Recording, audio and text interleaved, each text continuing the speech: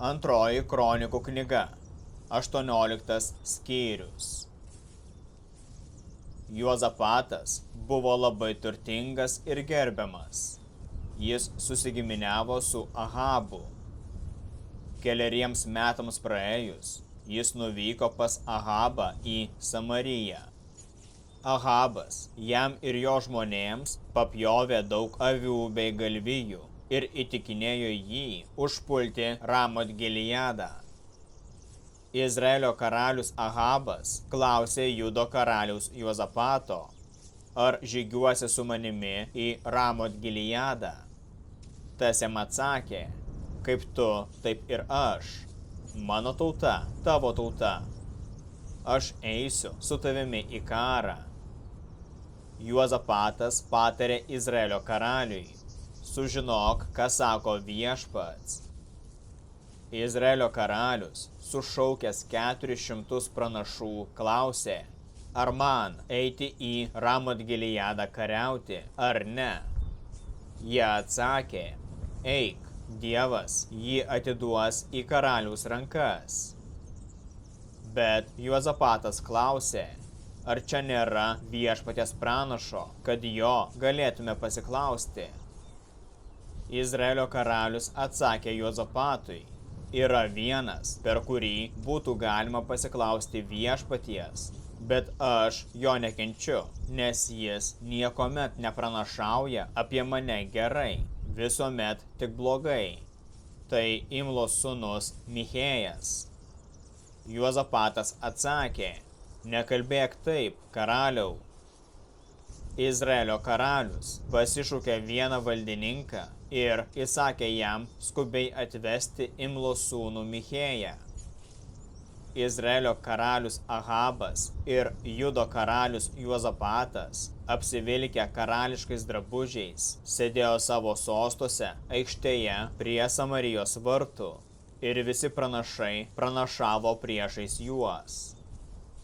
Kenaanos sūnus Zedekijas pasidarė geležinius ragus ir sakė, taip sako viešpats, jais badysi sirus, kol juos pribaigsi.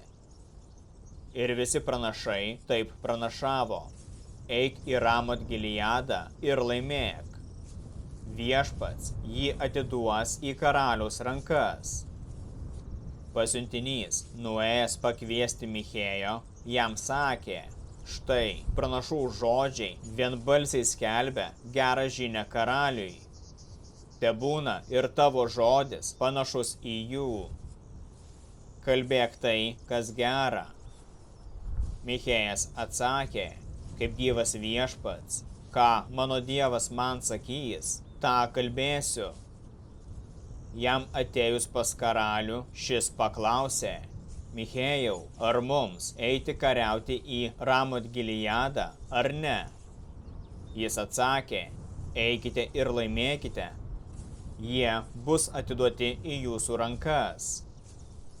Karalius jam atsakė, kiek kartų reikės tave saikdinti, kad man nieko kito nekalbėtum, tik tiesą viešpaties vardu.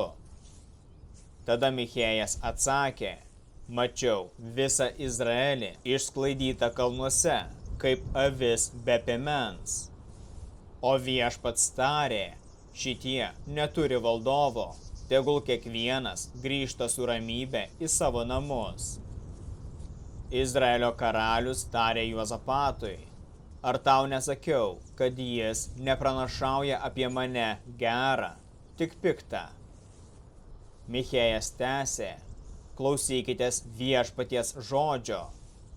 Mačiau viešpatį, sėdinti savo soste ir visą dangaus kareiviją, stovinčią jo dešinėje ir kairėje. Viešpats klausė, kas suvedžios Izraelio karalių Ahabą, kad jis eitų ir žūtų Ramot Gileade. Vienas sakė taip, kitas kitaip. Pagaliau viena dvasia, atsistojusi viešpaties akivaizdoje, tarė, aš jį suklaidinsiu. Viešpats paklausė, kaip? Ji atsakė, aš eisiu ir būsiu melo dvasia visų jo pranašų lūpose. Viešpats tarė, tau pavyks jį suvedžioti, eik ir daryk taip. Taigi Viešpats įdėjo melo dvasią į visų tavo pranašų lūpas, nes Viešpats kalbėjo prieš tave piktą.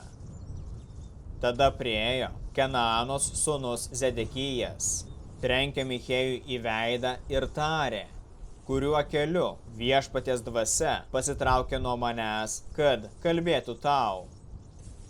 Michėjas atsakė, tai pamatysi tą dieną, kai bėgsi slėptis į vidinį kambarį. Izraelio karalius įsakė, suimkite Michėją, nuveskite jį pas miesto valdytoją Amoną ir pas karaliaus sūnų Jehoašą ir pasakykite, taip sako karalius, įmeskite jį į kalėjimą ir maitinkite sielvarto duoną bei vandeniu, kol aš ramybėje sugrįšiu. Michėjas atsakė, jei tu sugrįši ramybėje, tai Viešpats per mane nekalbėjo. Klausykite visi žmonės. Izraelio ir Judo karaliai išėjo į Ramot Gilijadą. Izraelio karalius tarė Juozapatui, aš persirengęs eisiu į mūšį, o tu vilkėk savo drabužiais. Izraelio karalius persirengė ir jie išėjo į mūšį. Sirijos karalius buvo įsakęs savo kovos vežimų viršininkams, nekovokite su nieku kitu, tik su Izraelio karaliumi. Kovos vežimų viršininkai pamatė Juozapatą, sakė, jis yra Izraelio karalius. Jie apsupo jį, norėdami kautis, bet Juozapatas sušuko ir Viešpats jam padėjo. Dievas nukreipė priešus nuo jo.